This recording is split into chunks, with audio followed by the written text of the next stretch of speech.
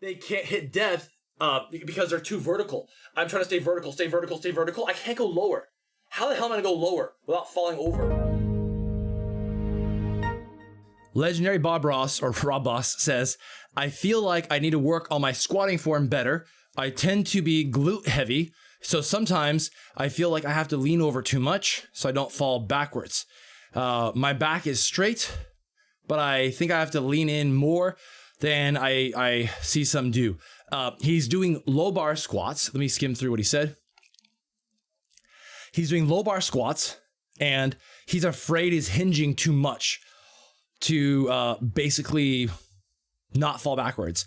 And so I asked him, like, why does he think he's doing that? Does he have any symptoms or any other problems? And he says that he can't hold a squat on the heels, like as in heels to floor. He feels like his heels can't stay on the floor unless he hinges a lot because he's not used to being in the squat position for extended periods of time. He feels balance on the balls of his feet, which is the front of the foot, when he squats, but I know that's bad form, but I can't free squat with heels to floor without hinging forward a lot and extending my arms out. So first of all, let's not compare air squats or bodyweight squats to low bar barbell back squats. They're fairly different, and it's kind of a normal thing that in terms of balance, yeah, you got to extend your arms out when you do a bodyweight squat. This is one of the reasons why I prefer to do goblet squats, to test people's mobility and just to see if they can get into the hole, if they can get in the hole or not. So Rob Boss, let's not even worry about that right now. Let's just focus on the barbell squat. So he goes barefoot.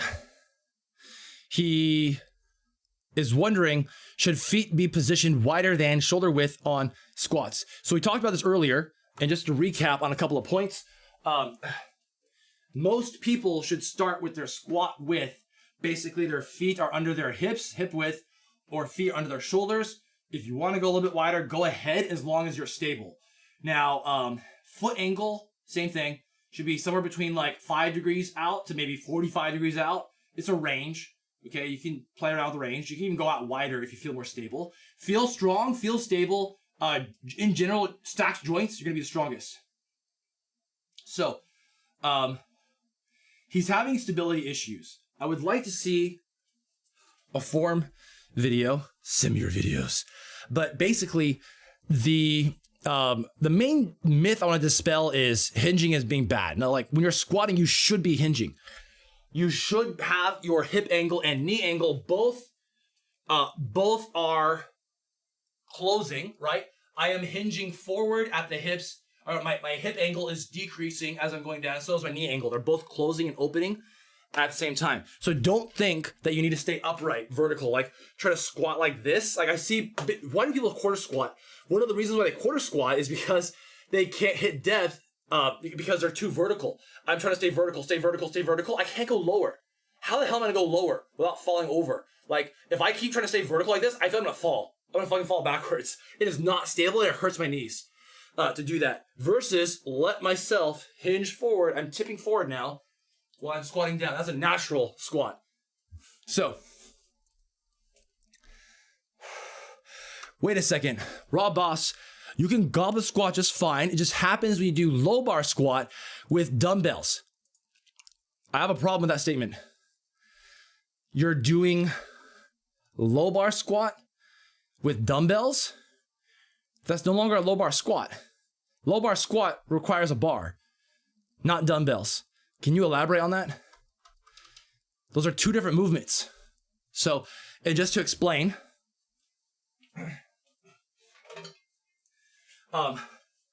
back squats or barbell squats. Let's explain that really quick. The most common barbell squat you'll see is the back squat, where the bar is going to be usually in 1 to 2 positions. It's a range, but typically you're going to see high bar squat, where the bar is basically below the neck. I mean, it should never be on. Don't rest on your neck. This is wrong. At the top of your traps, or basically the base of your neck. Like down here should not be actually on your neck. Okay, that's going to hurt. That's high bar back squat, or just high bar squat. Low bar is My bench is in the way. I need to change position. Low bar squat is going to be, instead of being up here on your traps, it's going to be a little bit lower on your posterior deltoids.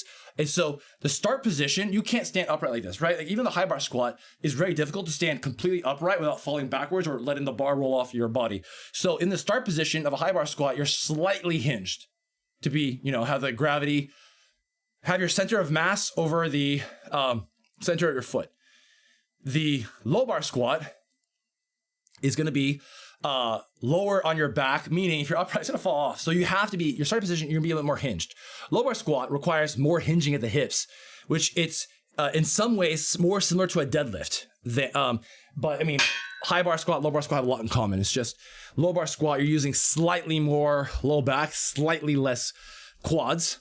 Anyway, Rob Boss says, I thought low bar was from the ground. Okay, so we had a difference in definitions here. He's not doing low bar squats, he's doing dumbbell squats. You squat with the dumbbells on each side. What's that called? Just dumbbell squats. Dumbbell squats where you have the dumbbells.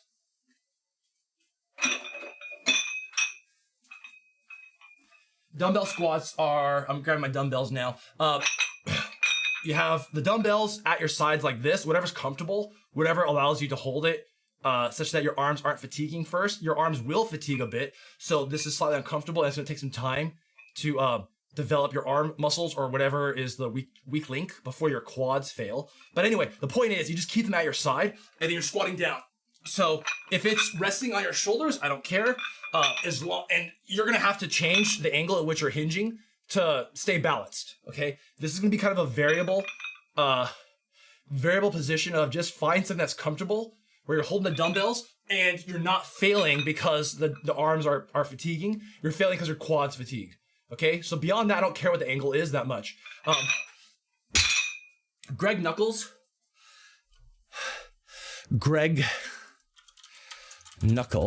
N-U-C-K-O-L-S. Greg Knuckles from StrongerByScience.com. He has articles where he explains, he'll like, actually, you can find a lot of diagrams online about this, but like, low bar back squat, high bar back squat, front squat where the bar is across your chest, all that stuff where he kind of like shows the difference of positioning, how much hip angle and knee angle is being used in all of those. It's very interesting to look at. So anyway, Rob Boss. So let's restart your question. I'm trying to dumbbell squat, please help. Okay, so to redo your question from there, same stuff applies. Find an appropriate foot and hip position that's comfortable and go to hit depth, position the dumbbells such that you can hit depth and feel stable and your arms are resting the dumbbells such that, I mean, you don't have to rest the dumbbells. It's just don't let your arms fatigue first, you want your quads to fatigue from all of this. And don't worry about the hip angle. Don't worry about the knee angle. Just hit depth, feel stable. Okay? If you like the content, comment, and subscribe on YouTube. Also, follow us on Twitch and leave the notifications on.